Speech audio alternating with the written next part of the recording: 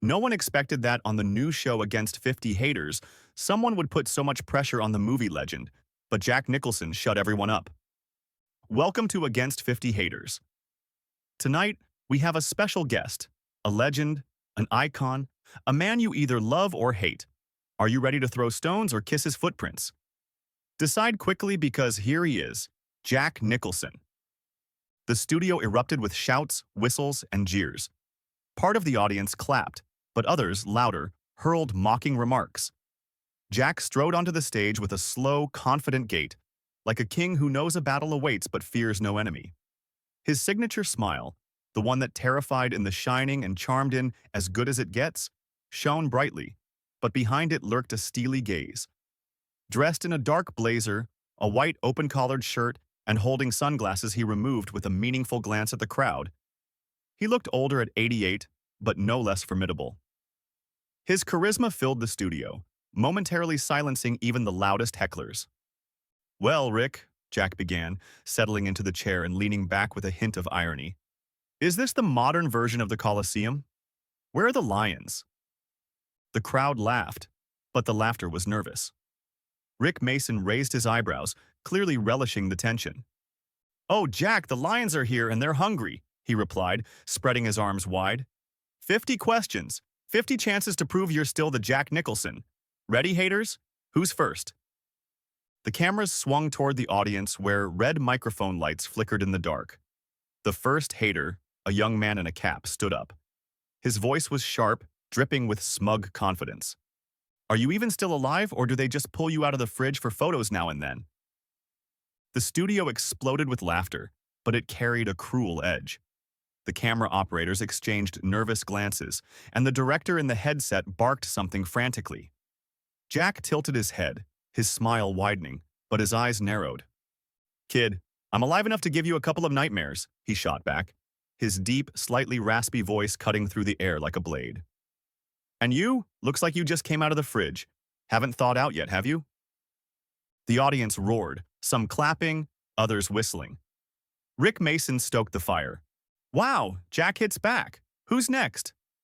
The second hater, a middle-aged woman with a piercing stare, raised her microphone. Her voice was cold, almost sinister. "What's it like to be a legend that nobody calls for auditions anymore?" The studio fell silent for a moment. The question was a slap, sharp, insulting, aimed straight at the heart of Jack's career. His team backstage stirred. One assistant covered their face with their hands. But Jack just leaned back in his chair, tapping his fingers on the armrest. "You know, darling," he began, his tone calm but laced with subtle venom. "A legend is when your films outlive the careers of the people watching them. Auditions? I don't chase roles. Roles come to me. But you wouldn't get that. You're probably still waiting for your first agent to call." The crowd erupted again, louder this time. Some cheered, but the haters in the shadows only smirked. The tension was rising, and even Rick Mason, who usually thrived on chaos, looked slightly uneasy. He quickly shifted to the next hater, the same young man in the cap, clearly not ready to back down. "Tell me, what's it like realizing that younger actors have already outdone you before you stopped wearing diapers?" This time, the laughter in the studio was less friendly. The question was crude, below the belt, and even the most vicious spectators sensed a line being approached. Jack slowly removed the sunglasses he'd been holding and placed them on his knee. His gaze, sharp as a blade, locked onto the hater. "Younger actors?" he repeated, his voice quieter but more dangerous.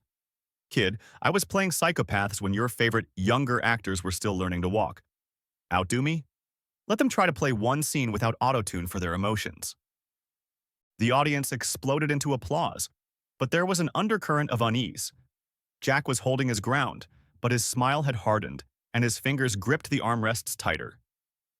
The director backstage waved his arms as if trying to extinguish an invisible fire. Rick Mason, sensing the show teetering on the edge, hurried to the next question. "Last question for now, who's up?" he shouted, and the camera caught the same woman who'd asked about auditions. Her eyes gleamed with malice. "Honestly, do you even consider yourself an actor? Or did you just get lucky with a few films?" The studio froze, bracing for an explosion. The question wasn't just insulting, it was a challenge, a blow to everything Jack Nicholson represented. His career, his Oscars, his impact on cinema, all reduced to lucky. The cameras zoomed in on Jack, their lenses capturing every twitch of his face. His team backstage went silent, assistants exchanging looks as if awaiting disaster. Even Rick Mason, who usually reveled in such moments, looked like he wanted to bolt from the stage.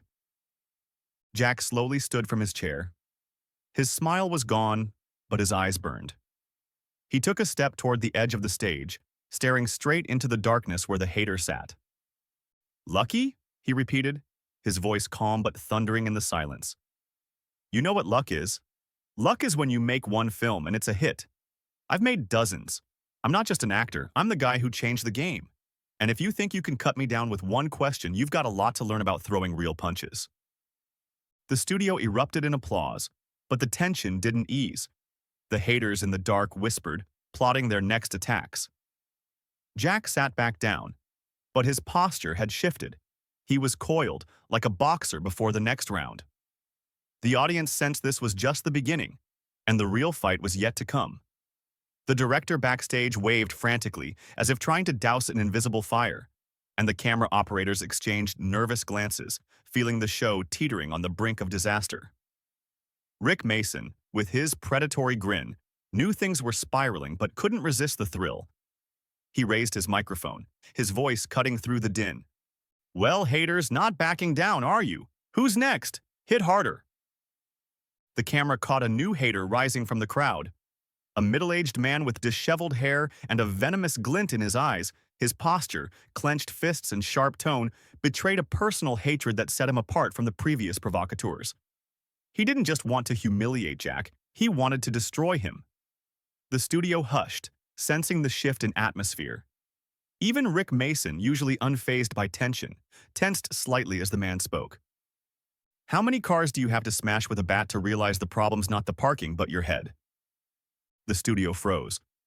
The question was a sledgehammer, a direct jab at the infamous 1994 incident when Jack, in a fit of rage, smashed a car's windshield with a baseball bat. Though old, the story was one of those stains on his reputation that tabloids love to exploit. The cameras locked onto Jack, their lenses catching every micro-expression. His team backstage stood still, assistants exchanging glances, bracing for an explosion. Even the crowd, which had laughed at earlier jabs, quieted, sensing a line had been crossed. Jack slowly tilted his head, his fingers tightening on the armrests. His signature smile vanished, but his eyes, sharp and dangerous, bored into the hater. He didn't rush to respond, letting the silence coil around the studio like a spring. Then, with a trace of irony, he spoke. "You know, I'd explain it to you, but you don't seem like the type who gets stories more complex than comic books." His voice was calm, but each word cut like a scalpel. "The bat? That was a bad day. But you, I can see, have had a bad life, digging up my old headlines." The studio erupted in laughter and applause, but the tension held. The hater, visibly enraged that he hadn't rattled Jack, gripped the microphone tighter and fired off the next question, even more venomous. "Are you always this toxic, or is it just when there's no cocaine around?" The studio gasped. The question wasn't just insulting. It was a grenade lobbed at the core of Jack's reputation. Rumors of drug use had swirled since the wild 70s and 80s, never substantiated. This was a low blow, targeting not just his career but his personal life. The camera operators froze, lenses fixed on Jack, and the director backstage yelled into his headset, "This is too much, we're live." Rick Mason, trying to maintain his signature grin, looked like he wanted to sink through the floor. Jack slowly rose from his chair. His movements were deliberate, radiating the power of a lion ready to pounce. He removed the sunglasses from his hand and placed them on the chair. His gaze, cold and piercing, locked onto the hater, then swept across the entire audience, addressing everyone. "Toxic?" he repeated, his raspy but commanding voice filling the studio. "Kid, you call it toxic that I lived a full life? I made films that changed cinema. I won Oscars when you weren't even born. And you? What have you done besides shouting nonsense into a mic?" The crowd erupted in cheers, but the hater wasn't done. His face red with fury, he didn't wait for an invitation and delivered what he hoped would be a fatal blow. Listen, you're more famous for coke and orgies in the 80s than for your recent films. Was that a conscious choice? This time, the studio didn't just hush. It froze in stunned silence. The question wasn't just offensive. It was an attempt to obliterate Jack's legacy, reducing his career to tabloid headlines. The director backstage clutched his head, assistants whispered frantically, and the camera operators scrambled to capture every detail. Rick Mason, who usually thrived on such moments, looked speechless. But Jack Nicholson was no longer sitting. He stood at the edge of the stage, his posture radiating strength, his eyes blazing with anger and dignity. He raised a hand, silencing Rick's attempt to intervene. Then, slowly, theatrically, he stepped closer to the audience, closer to the hater. His voice, when he spoke, was quiet, but each word hit like a gunshot. "Want to know why I'm here?" he began, his tone a mix of sarcasm, pain, and unyielding confidence. "You think you can humiliate me by throwing rumors in my face? You think age, old scandals, or your pathetic words can erase what I've built? I'm Jack Nicholson. I played the Joker when you didn't even know what comics were. I starred in films you rewatch when you want to feel something real. And yes, I lived a life full of passion, mistakes, and victories. But you know what? I never hid from it." The studio was spellbound by his charisma. Jack paused, letting his words sink in, then continued, his voice rising like a sermon. "You call me old? Yeah, I'm old. But my age is my medals. Every year I've lived, every wrinkle on my face. That's the films you quote, the roles you imitate, the life I live to the fullest. You haters throw dirt at me because you're jealous. You're jealous because you'll never have the guts to live even one day like I did. You hide behind microphones, behind anonymity, behind your small lives. Me? I stand here in front of you and say, throw more, I can take it. Because I'm Jack Nicholson and none of you can even touch my legacy." The studio exploded in applause. Even those who came to support the haters couldn't hold back. They clapped, shouted, whistled. The hater who asked the final question stood clutching the microphone, his face pale, his eyes darting frantically. Rick Mason, trying to regain control, shouted, "Wow, Jack, that was something. Haters, anyone else?" But no one stood. The haters in the dark exchanged glances, their confidence melting under the weight of Jack's words. He stood on the stage, his posture radiating dignity, his gaze a challenge. Then, with his signature smile, he turned to Rick. "I think I'm done here. Let me know when you want a real conversation, not this circus." He turned, put on his sunglasses, and walked off the stage to deafening applause. The cameras struggled to keep up, and the director backstage shouted into his headset, "This is viral. Save everything." The crowd stood, cheering, while the haters sat silently, their venom dissolved in Jack's triumph. When the show ended, social media exploded. Hashtags, Shanyos, Jack is back and Shayos, haters down flooded X, with clips of Jack's speech racking up millions of views. Users posted, "Jack Nicholson just destroyed the whole show," and "That was a masterclass in dignity." The video of his speech went viral, and memes featuring his sly smile and quotes like, "My age is my medals," took over the internet. The reputation of Against 50 haters took a hit. Viewers accused the show of toxicity and ageism, with some calling for a boycott.